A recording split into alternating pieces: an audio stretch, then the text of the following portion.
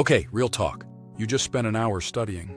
You highlighted, reread, maybe even whispered answers under your breath like you were casting a spell. Then, the next day? Gone. Like it never happened. Like your brain walked out of class and forgot to come back. So what gives? Are you just bad at remembering? Spoiler, nope.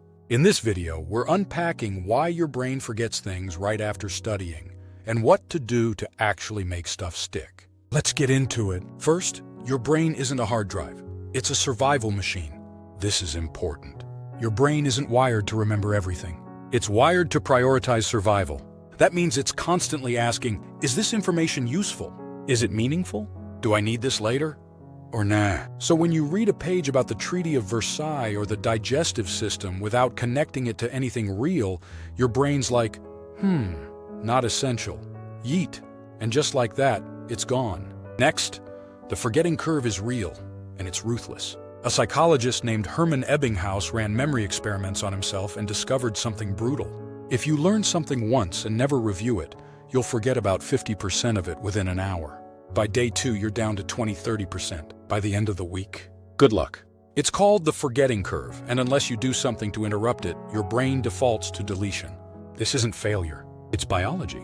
Let's talk short-term versus long-term memory. When you study something, it first enters short-term memory. Think of it like your brain's sticky note.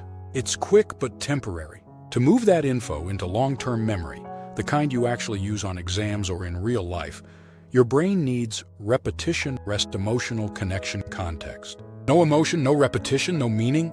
It stays on the sticky note and gets thrown out by your mental janitor. So what makes your brain keep something? 3 major things. 1. Active recall. Your brain learns better when you pull info out, not just read it in. 2. Spacing. Repetition over time beats cramming every single time. 3. Connections. If you tie new info to something you already know, it sticks better. Think of it like Velcro. The more hooks you make, the harder it is for that info to slip off. Reason 1? You're just rereading. This one hurts, but it's true. Rereading your notes feels productive, but it's a lie. You're recognizing, not recalling. What works better? Close the book. Ask yourself questions. Use flashcards. Try explaining the concept to someone. That's active recall, and it forces your brain to build stronger memory pathways. Reason 2. You cram and forget to revisit. Cramming dumps info into short-term memory. Great for short bursts, terrible for retention. Instead, use spaced repetition. Review material multiple times, increasing the gap between reviews. There are apps for this, like Anki, or you can schedule it manually. Example, learn it today. Review tomorrow, review in 3 days. Then 7, then 14. You beat the forgetting curve before it beats you. Reason 3, you don't sleep properly. Fun fact, your brain organizes memories while you sleep. Especially during deep sleep and REM, your brain is like a librarian, taking all the stuff you studied and filing it away neatly. If you don't sleep enough, that filing never happens. So pulling an all-nighter before an exam? You might feel productive, but your memory is a mess. Sleep isn't a luxury, it's a memory tool. Reason 4, you study in one way, one place. Your brain learns best with variety. If you always study in the same room, same time, same way, it might become too routine to stick. Change it up. Study in different spots. Use different methods. Videos, diagrams, flashcards, teaching. The more angles your brain sees the info from, the stronger the memory becomes. This is called contextual variability, and it's why switching things up actually helps your brain hold on to info longer. Reason 5, you don't make it meaningful. Let's say you're learning about Newton's laws of motion. If it just stays as 3 bullet points in your notebook, boring, forgettable. But if you connect it to real life, like how a football keeps rolling until someone stops it, or how seatbelts fight inertia, suddenly your brain perks up. Meaning makes memory sticky. Use analogies, use personal examples. Turn abstract into personal. Your brain loves stories. Reason 6, you don't review right after learning.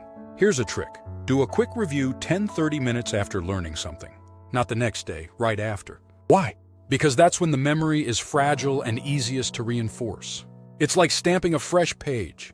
The sooner you press, the deeper the mark. This is called post-learning reinforcement, and it can cut memory loss in half. Reason 7, you study while distracted. Multitasking is a memory killer.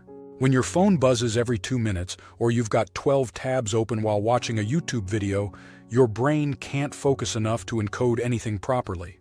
Turn off notifications, set a timer, study in focused blocks.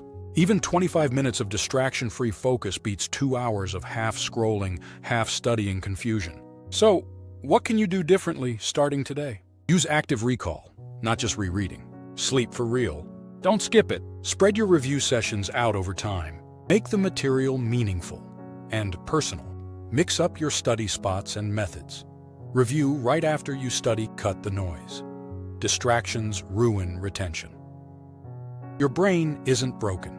It's just waiting for the right strategies. Final thoughts. Forgetting is normal. It's built into your biology. But when you understand why it happens, you can start to work with your brain, not against it. So next time you forget something you just studied, don't panic.